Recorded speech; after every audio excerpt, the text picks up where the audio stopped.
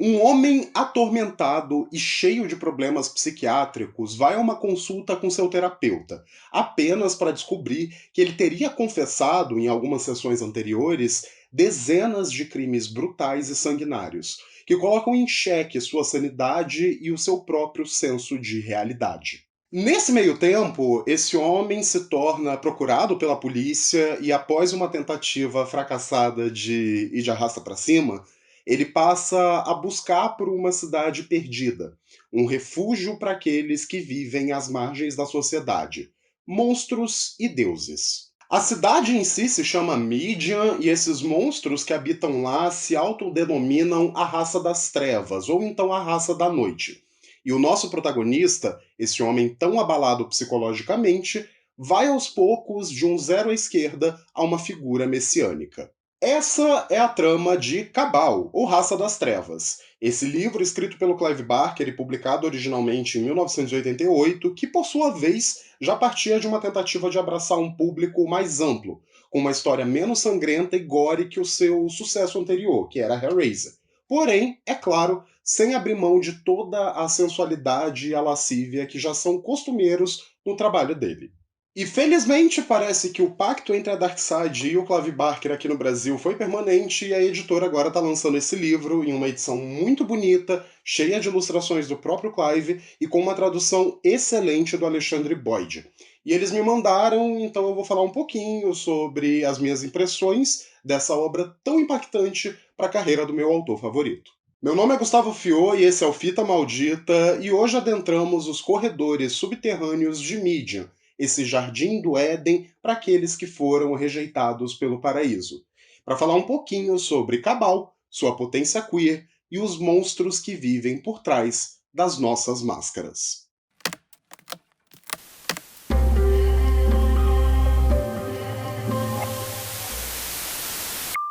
Quando eu estava preparando o roteiro para esse vídeo, eu me deparei com uma dificuldade muito grande em tentar chegar a uma sinopse definitiva do que é Cabal. Como todas as outras obras do Barker, aqui ele não se vê preso a um único gênero, a um único estilo de narrativa. Então a gente tem espaço para uma amplitude de histórias, subtramas e desenvolvimentos graduais que acabam dando textura à vida desses personagens. Há inclusive quem diga que esse é um dos livros mais pessoais do Barker, não só por ele expandir uma visão fantástica e cheia de camadas, mas também por relacionar essa criação com muito da vivência queer, da vivência de minorias que são menosprezadas pela sociedade. E é até meio curioso porque, dado o contexto da época, os protagonistas dessa história é um casal branco e heterossexual. Aquele homem atormentado que acredita estar cometendo uma série de crimes é o Aaron Boone, um rapaz que, como eu citei, tem que lidar com esses problemas psiquiátricos e essa incerteza em relação às suas próprias atitudes e à realidade ao seu redor. Contudo, ele tem vivido até bem graças a uma âncora emocional que é o relacionamento dele com a Laurie. Os dois já estão juntos há um bom tempo e a relação deles não é mil maravilhas. Há um bloqueio, sobretudo sexual, para que esse relacionamento seja totalmente consumado. Em outras palavras, ele é broxa. Mas todo o meu respeito, irmão, às vezes acontece. E apesar disso, tem um amor muito grande, um respeito mútuo e uma compreensão, que faz com que esse romance floresça, mesmo que os desejos da carne não estejam sendo totalmente correspondidos. Só que é aquilo, né? Nenhuma história que se preze é focada apenas no amor de duas pessoas sem que haja uma terceira para criar o caos, né? E é desse jeito que entra o Decker, o psicólogo do Boone, que já de cara dá um sacode nele e fala: Ó, você confessou todos esses crimes aqui em sessões passadas e eu preciso entender se isso é real ou não, porque se for, eu vou ter que te entregar pra polícia. Parece uma postura super razoável a princípio, principalmente vindo de um psicólogo. Só que o Barker não tenta criar muito mistério e em pouco tempo ele já revela que o Decker é, na verdade, um serial killer que cometeu uma dezena de assassinatos brutais e que está querendo incriminar o Boone, fazendo inclusive ele acreditar que é o culpado. Já aqui, o Clive Barker não esconde a tensão sexual e o apego que esses personagens desenvolvem entre si. É muito nítido, salta muito ao olhar a forma como essa falta de sexo do relacionamento do Boone e da Laurie acaba sendo preenchida pela presença do Decker, por mais que o contato entre eles não seja necessariamente sexual por natureza. Quando o Decker, naquela persona dele de serial killer, com uma máscara de couro, algo bem sadomaso mesmo, tenta matar a Laurie, ele descreve vividamente uma ereção. Quando você tem cenas entre ele e o Boone, é bem nítida essa lascívia que transborda das interações, essa semente de dúvida que o Decker planta na memória e até mesmo na consciência desse nosso protagonista. É uma relação inteiramente sadomasoquista na qual o Decker usa essa influência dele, seja mental ou física, para tentar perseguir e matar os personagens, impedir que eles sejam felizes juntos, ao mesmo tempo em que ele está tentando ali se livrar dos seus próprios crimes. E o Decker, com esse alter ego, que é descrito como um personagem à parte aqui no livro, exerce esse papel de dominador, pelo menos numa relação que exista um papel submisso. Enquanto Boone passa a acreditar que é um assassino, ele começa a se lembrar de todas as vezes que já ouviu alguém meio biluteteia das ideias falar sobre Midian. E isso só piora quando ele passa a ter sonhos cada vez mais vívidos com esse local, uma espécie de santuário habitado por criaturas muito grotescas. Eventualmente, essa dúvida faz com que ele tente se matar. Só que essa tentativa falha e ele é levado a um hospital. E é aí onde a gente conhece uma outra figura que vai ser relativamente importante nessa trama, que é o Narcisse, um paciente meio tantã das ideias, que diz saber onde fica essa cidade mítica e como chegar nela. E logo em seguida, ele simplesmente corta a pele ao redor do rosto e expõe sua própria carne viva. Enquanto o Decker tá chegando ali no hospital, o Boone consegue fugir e segue o caminho indicado pelo Narcisse. E acaba chegando a essa cidade fantasma, totalmente desolada, inabitada, que parece um lugar realmente esquecido pelo tempo. E é no cemitério dessa cidade que ele encontra dois membros da Raça das Trevas, que começam a caçar ele. O Boone é mordido por um deles e logo em seguida ele se depara com o Decker, que não só seguiu ele até ali, como levou toda a polícia junto. E ali, o Boone é fuzilado pelos policiais sem nem mesmo ter a chance de se defender. O interessante nisso tudo é que, até aquele momento, o Boone não faz ideia que ele não é culpado pelos crimes. Até ali, ele acha que é o assassino, mas ao ter contato com esses habitantes de Midian, ele descobre que é inocente. E pouco depois dessa descoberta, ele morre igual um queijo suíço, todo furado. Só que ao ser mordido, o Boone passa por uma transformação. E eu acho que é aí que as coisas ficam interessantes. Ele realmente morre, mas é como se isso não impedisse ele mais de nada. Ele volta com habilidades meio obscuras, o próprio livro não esclarece muito bem quais que são esses novos poderes dele, e ele se vê em casa entre a raça das trevas. Esse povo é marcado pela tragédia, pelo medo e pela perseguição. Depois de tanto tempo fugindo dos seres humanos, eles acabam encontrando refúgio nessa cidade subterrânea, que fica em meio que nas catacumbas de Midian, e cuja entrada só é acessada pelo cemitério da cidade. Isso acaba sendo bem útil, porque como a gente vai descobrir mais pra frente, a luz do sol é letal para esse povo. Alguns até conseguem sobreviver ao contato direto, mas a luz deixa eles bem fracos e vulneráveis a ataques.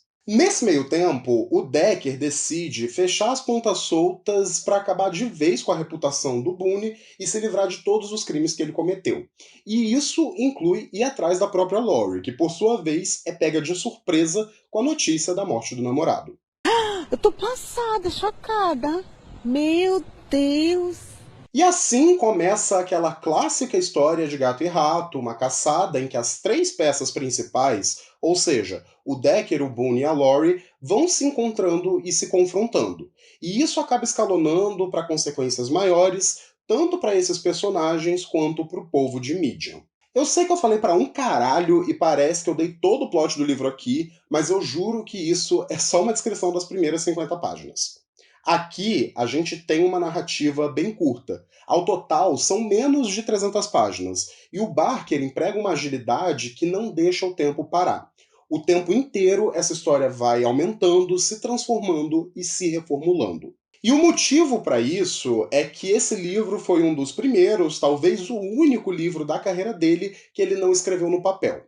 Na biografia dele, Mundos Sombrios, do Clive Barker, ele fala sobre como ele usou gravadores para ditar toda a narrativa e depois ele só passava para a máquina de escrever para fazer ali os reajustes necessários. E eu acho que isso pode acabar sendo um pouquinho desafiador, principalmente para quem não conhece muito das outras obras de fantasia do Barker.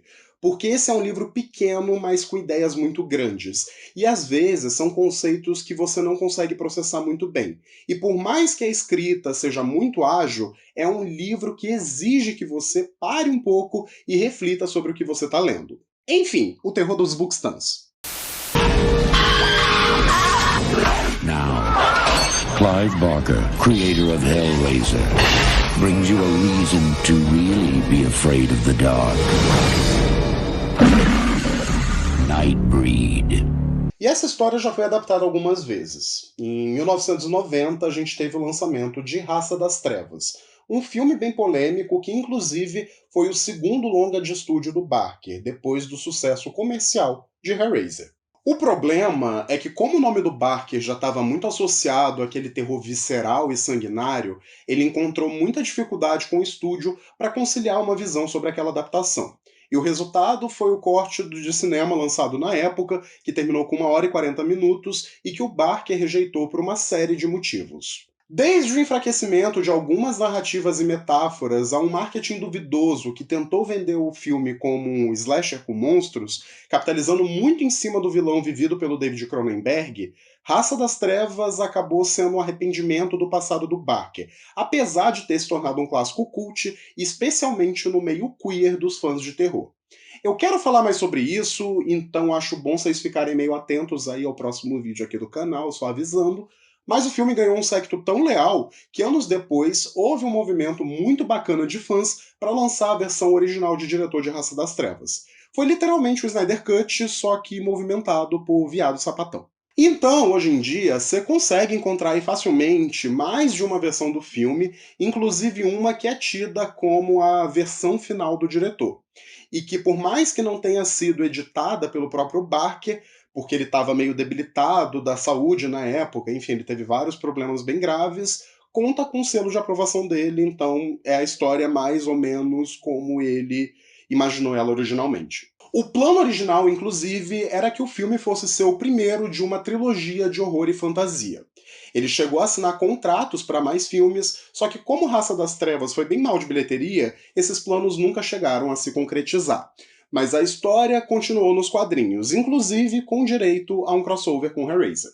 Já tem alguns anos aí que se fala de uma nova adaptação desse livro que seria desenvolvida pelo Sci-Fi, a emissora de Chuck de Channel Zero, e que inclusive teria o envolvimento do Michael Dougherty, de Contos de Dia das Bruxas. Só que já faz muito tempo que eu não escuto nada sobre esse projeto, então periga cair na pilha imensa de adaptações do Barker que nunca saíram do papel.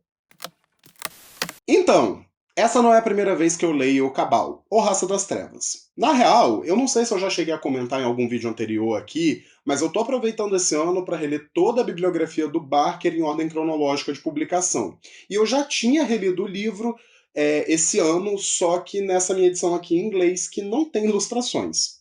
Apesar disso, eu amo essa capa, que é aquele quadro Dois Sátiros. Perfeita, linda, maravilhosa. E eu tenho que confessar para vocês que eu tive uma certa dificuldade de me conectar emocionalmente com Cabal das outras vezes que eu li. Acho que em grande parte por conta da estrutura do livro e essa narrativa mais enxuta, que condensa muita coisa em poucos parágrafos e não dá espaço para esses pensamentos fluírem e se desenvolverem como eles normalmente se desenvolvem no livro do Barker. Dessa vez, lendo o livro no meu idioma nativo, com a tradução excelente do Alexandre Boyd, e também tendo contato com essas ilustrações feitas pelo próprio Barker, eu tive uma experiência mais prazerosa, e sinto que eu consegui mergulhar um pouco melhor dentro da obra. Aliás, esse é um sentimento muito parecido que eu tive quando eu li essa minha edição brasileira de Abarate, depois de ter lido o livro nessas minhas edições paperbacks americanas, que não tem as pinturas do Barker. Foi como conhecer uma obra diferente, mais completa e mais rebuscada, onde um artista está ali usando todas as suas ferramentas para criar uma narrativa que não deixa de ser multimídia. Eu acho que todos os trabalhos do Barker são muito bem complementados pelas ilustrações dele. Ele é capaz de te envolver mais nesses mundos sombrios da imaginação dele, e eu fico bem feliz que a Darkseid se manteve fiel a isso nessa edição, porque assim a gente consegue ter mais proximidade com aquele mundo, com aqueles personagens, e até mesmo com a visão distorcida que o Barker tem de atmosfera e de toda a história envolvendo a Raça das Trevas. Eu imagino que muita gente já saiba, mas o Clive Barker, além de ser escritor e cineasta, também é pintor, artista plástico, dramaturgo e fotógrafo. Ele já fez até videogame e as pinturas dele são exibidas em galerias famosas. O viado é literalmente um canivete suíço da arte. Então, a forma como ele consolida toda essa trama e esses personagens tão únicos através de uma jornada pictórica é muito bem-vinda, especialmente porque é quase como se ele estivesse colocando uma textura adicional dentro dessa narrativa. Mesmo eu não tendo me conectado de imediato com Cabal, uma coisa que sempre me pegou nesse livro é a forma como Barker consegue incorporar uma certa metáfora sobre a comunidade queer e outros grupos marginalizados através da sua Raça das Trevas. Alinhado com tudo que o autor já costuma fazer em seu trabalho, ele nos convida a ver esses monstros como mais do que meras criaturas desprovidas de consciência, empatia ou beleza. Ele cria uma comunidade que vive no subsolo não por vergonha, mas por autopreservação e por proteção. A Raça das Trevas opera de uma maneira bem curiosa, porque é uma sociedade secreta escondida bem embaixo do nariz da humanidade. Eles têm uma estrutura hierárquica muito rígida, regras que precisam ser seguidas até o pé da letra, e líderes, tanto um conselheiro espiritual, que é o Lylesburg, como uma divindade que teria criado Midian, mas que quase ninguém tem acesso, que é o Baphomet. A chegada do Boone nessa trama simboliza uma disrupção na paz e na harmonia desse povo. Só que vale lembrar que ele é tido nas profecias da raça como aquele que destruiria e reconstruiria Midian. Então, é uma trama messiânica que conserva um ponto um pouco mais profundo, pelo menos ao meu ver. Nós, pessoas queer, enquanto comunidade, temos deslizado um pouquinho aí em acreditar na firmeza das instituições que deveriam garantir os nossos direitos, as nossas condições básicas de existência e de dignidade. E isso acaba tendo duas consequências. Ou a gente se isola numa bolha, essa bolha em que a gente vive bem, plenamente, cercado pela nossa rede de apoio e acaba se alienando, ou então a gente busca uma assimilação ao modelo vigente, como uma forma de garantir que, opa, eu tô seguro. Inclusive, nesse ponto, vale puxar aqui a quantidade agressiva de viado que fica se juntando com um grupo de direita e fascista para, sei lá, atacar a existência de pessoas trans, por exemplo. Só que mais do que criar espantalho, eu acho que é sempre importante a gente reconhecer que, querendo ou não, a gente sempre vai ser visto como um monstro. Eu, sinceramente, acho que é muito utópico acreditar nesse futuro ideal onde pessoas LGBT vão ser completamente assimiladas e aceitas na sociedade, porque, o status quo se beneficia da criação de um outro que é demonizado e é colocado na posição de antagonista, e dois, se não for para dar dignidade para todo mundo, para todas as letrinhas da sigla, valeu, a gente não quer.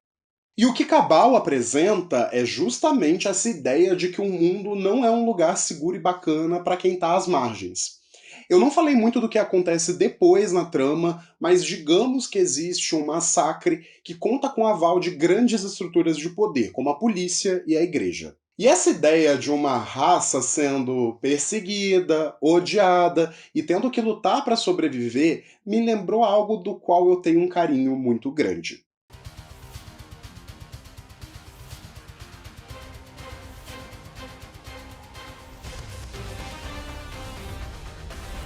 Criados pelo Stan Lee e pelo Jack Kirby na década de 60, os X-Men vieram ao mundo como um espelho de inúmeras transformações sociais que estavam acontecendo ali naquela época. E apesar da formação original da equipe só contemplar personagens brancos, há uma história bem famosa sobre como tanto o Professor X quanto o Magneto foram inspirados por Martin Luther King e Malcolm X. E todas as melhores histórias dos X-Men, seja nos quadrinhos, nos cinemas ou na televisão, sempre souberam tratar muito bem da equipe como uma metáfora para grupos excluídos e marginalizados, que precisam se unir para encontrar forças e sobreviver ao ódio e à intolerância da humanidade. Inclusive, dentro do próprio núcleo dos X-Men na Marvel, você tem uma vasta representação de grupos marginalizados e como eles operam em uma sociedade majoritariamente hostil. Você tem, por exemplo, os Morlocks, que são mutantes tão deformados que eles preferem viver nos esgotos para não ter que lidar com o ódio dos seres humanos. Você tem também a Força Federal, que é uma equipe de mutantes que prendem outros mutantes a serviço do governo. Então você já consegue ter uma ideia ali sobre como aquela raça não é algo homogêneo, não é algo único. E eu acho que em Raça das Trevas a gente tem algo bem parecido. A gente consegue ver esse embate claro entre humanidade e a Raça das Trevas, mas não é como se ambos os grupos fossem compostos por figuras únicas e não tivesse espaço para ter nuance entre essas duas facções. E tanto X-Men com os mutantes, quanto a Cabal com a Raça das Trevas, sabem apresentar essa noção de que o mundo não é um lugar bacana com quem é diferente. Então cabe às pessoas que são diferentes se unirem em prol de um futuro mais igualitário. Enfim, lutar mesmo. Essa temática queer infiltra o livro também em outros pontos, eu acho bem bacana toda a interação que a gente tem entre o Ashbury, que é um padre de uma cidade ali próxima a Midian, e o Weigerman, que é o capitão da polícia local. Os dois têm uma relação bem confusa e conflituosa, porque o Weigerman parece chantagear o Ashbury com alguns segredos de cunho sexual, como o fato do padre usar roupas íntimas femininas. E essa dinâmica entre eles tá sempre ali balançando entre algo que é plenamente homofóbico e algo que é muito homoerótico. A própria relação entre a Laurie e o Boone também abre margem para uma gama de leituras queer, por mais que eles sejam um casal heterossexual. Porque o fato do Boone estar morto acaba inserindo um contexto diferente para esse relacionamento. É um romance proibido e tanto Laurie quanto Boone estão infringindo várias leis naturais, algo que todo viado já ouviu pelo menos uma vez na vida. E por fim, é ainda mais interessante como o Barker insere o Decker dentro disso.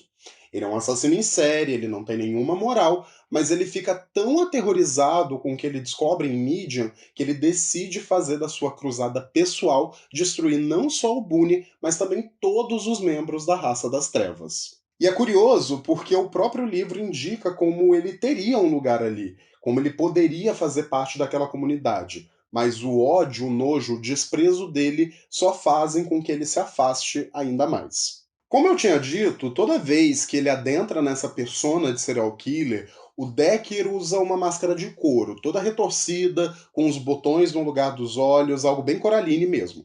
E em vários momentos ele age como se essa máscara fosse o verdadeiro rosto dele, fosse quem ele é de verdade. E eu honestamente acho tudo isso muito bacana, especialmente num livro como esse, onde a gente tem um personagem que acaba arrancando a pele do próprio rosto para revelar se é digno de fazer parte da Raça das Trevas, que é o Narcisse, e isso acaba trazendo um contraste bem legal com a história do Decker. Essa noção de que as máscaras estão ali, sejam elas feitas de carne, de pele ou de couro. E que às vezes a gente esconde nosso verdadeiro eu para se encaixar ou para fugir de situações que sejam desagradáveis ou perigosas. E Cabal é esse lembrete de que não dá pra gente viver debaixo da máscara o tempo todo. Não adianta a gente só se esconder e viver numa bolha super protegida, porque a nossa existência sempre vai ser colocada em xeque. E apesar disso aqui não ter uma conclusão, ser só um prólogo para uma grande aventura que nunca foi contada, é importante a gente ter essa noção de que lutar é sempre preciso. É aquele ditado, né? LGBT, levanta gay, bora tumultuar. Galera, foi uma honra falar sobre Cabal, esse livro que eu tenho que confessar, não é um dos meus favoritos do Barker, mas eu sinto que ler essa edição com essas ilustrações dele e tudo mais fez com que eu tivesse uma conexão um pouco mais profunda com essa obra e com esses personagens. Queria agradecer a Darkside por ter me mandado a edição, fiquei muito feliz e veio cheio de brinde, veio com uns olhozinhos que eu botei aqui no cenário e também uma lápide que eu achei muito chique. Eu vou deixar no box de descrição o link para quem quiser comprar a sua própria edição do livro. E, enfim, vão lá, confiram, porque é um livro que vale muito a pena. E aproveitando aquele meu bloquinho aqui do final, em que eu faço recomendação de algum livro que tem aqui na minha estante, que tem a ver com conteúdo, eu vou aproveitar aqui para fazer também um jabá da Darkside, e eu vou falar de Mundos Sombrios, do Clive Barker. Esse livro, essa biografia, que foi escrita pelo Phil e pela Sarah Stokes, que inclusive são amigos pessoais muito próximos do Clive. Esse livro é cheio de imagens, fotos e ilustrações, e ele é um prato cheio para quem for fã do trabalho do Barker, porque cada capítulo explora uma obra ou um momento importante da vida dele. Eu tinha já comprado essa edição gringa assim que ele saiu lá fora, só que a Darkside trouxe para o Brasil no ano passado e me mandou essa edição aqui, eu achei tudo, então 2 edições da biografia do Barker. Incrível. Eu, inclusive, acho ele uma biografia muito interessante pela forma como ele consegue conciliar todo esse lado pessoal, esse lado da história do Barker com a criação das obras dele. Então a gente tem toda essa visão do artista de uma maneira muito mais dimensionada, onde a gente consegue ver como surgiu o Barker que gosta de pintura, o Barker que gosta de cinema, o Barker que tentou se aventurar pelo teatro e por aí vai. E já que o tópico é fantasia, eu vou também recomendar 2 outros livros do Barker que eu acho que vão ser bem interessantes para quem gostou de Raça das Trevas e que também trazem um charme especial, pelo menos para mim. Eu acho que são, depois de Jabarati, as minhas sagas e obras de fantasia favoritas dele, que são Weaveworld, que foi traduzido aqui no Brasil como A Trama da Maldade, e também Imágica. Esses 2 livros eu pretendo comentar aqui no canal, mas vou deixar mais pra frente porque, enfim, calhamaços. Em breve eu volto aqui para falar um pouquinho sobre as várias versões de Raça das Trevas, o filme que acabou nascendo a partir do Cabal. É isso. Eu espero que vocês tenham gostado do vídeo, e enquanto isso, se vocês quiserem deixar seu like aí, se inscrever no canal e, enfim, aquelas outras coisas que eu deixei de botar aqui nos vídeos porque eu acho muito chato de ter que falar, mas se vocês quiserem fazer, sintam-se muito à vontade.